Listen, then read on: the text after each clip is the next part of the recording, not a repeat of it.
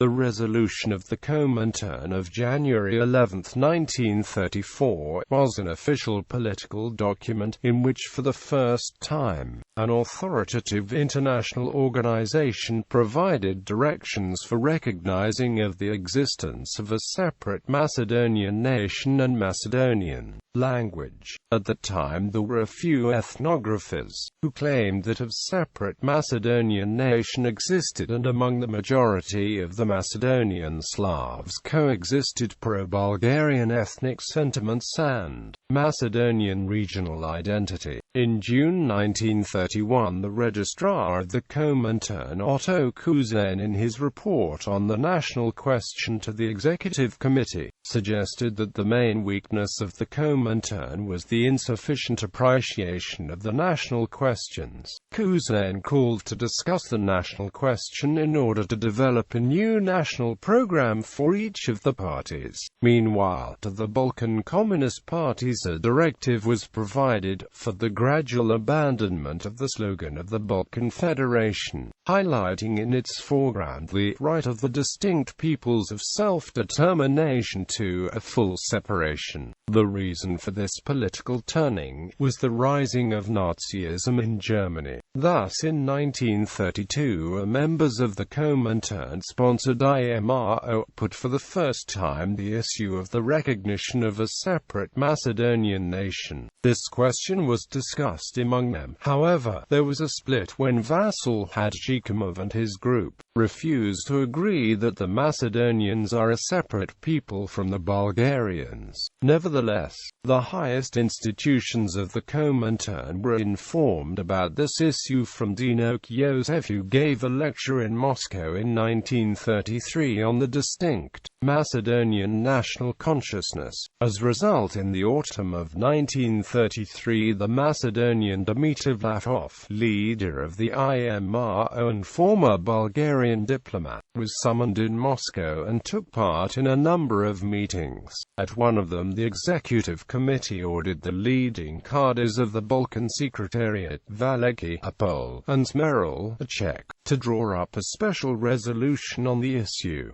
Because they had no concept of this problem, using Vlasov's help the resolution yet had been prepared. Vlasov claims, before the convening of the consultation the leadership had already at stand that the Macedonian nation exists. So on January 11, 1934, the political secretariat of the Executive Committee of the Comintern adopted its final decision on the Macedonian question about the existence of a Macedonian nation. The basis of the new concept was the common view that the region of Macedonia is one of the pivots of future imperialist war, and therefore the Comintern seeks an option to blunt the contradictions between the countries that possess it. This decision by the Comintern was the recognition of a separate Macedonian nation. According to Vlasov, that was precisely what happened in Moscow in 1934. I mentioned earlier that the Comintern itself wanted the Macedonian question to be considered at one of the consultations of its executive committee.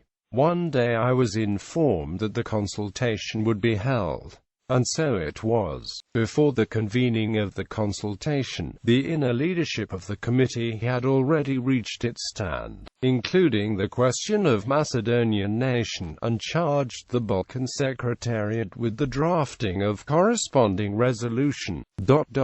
In the resolution, which we published in the Macedonsko Delo in 1934, it was concluded that the Macedonian nation exists. He also mentioned that the resolution had a hostile reception both from members of the Bulgarian Communist Party and of the IMRO, residing in Moscow. Vlasov himself was a member of both organizations and a Soviet spy who declared himself until then as a Bulgarian. He accepted the decision without any personal reaction, a substantive comment that confirms he was operating in fact as a communist agent. However, the resolution didn't ever mention the ineffectual Vlasov-led IMRO. The resolution was published for the first time in the April issue issue of the IMRO magazine, Macedonsko Delo. Following the decision of the Comintern, IMRO took as its slogan, "The right of the Macedonian people to self-determination up to secession, and formation of Macedonian Republic our working masses." Despite the fact that this was formally a resolution of IMRO, it was a document adopted by the Comintern, which was immediately published in all the mouthpieces of this international communist center. Afterwards, the mainstream Bulgarian public opinion has maintained that the Comintern is the inventor of the idea about the existence of a separate Macedonian nation. Prior to the Second World War, this views on the Macedonian issue had been of little practical importance. During the war, the Macedonist ideas were further developed by the Yugoslav communist partisans, although some researchers doubt that even at the time the Macedonian Slavs identified themselves to be a nationality separate from the Bulgarians. After the Red Army entered the Balkans in the late 1944, new communist regimes came into power in Bulgaria and Yugoslavia, and a policy on the Macedonian question was committed to the resolution of supporting the development of a distinct ethnic Macedonian identity. A separate Macedonian language also was codified in 1945.